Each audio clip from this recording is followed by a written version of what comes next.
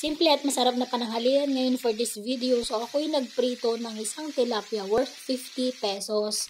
Tapos, ayan guys, so luto na. Binaliktad ko lang. Golden brown lang siya. So, okay na sa akin yan.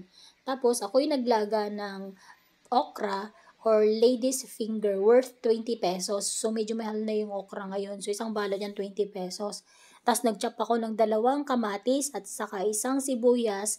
So, ayan na yung aming masarap na pananghalian, guys. So, may kasamang alamang yan at sili, chili garlic oil. So, yan yung sausawan namin dun sa isda at yan yung sausawan nung okra. So, manamis-namis yung okra kasi fresh pa siya. At saka yung kamatis, syempre, manamis-namis din. So, solve na kami sa ganyang pananghalian, guys. Ayun, no, mausok pa. So, salamat lagi sa panonood ng aking mga video at tapusin sana lagi ito hanggang sa dulo. Kain tayo, guys. Bye!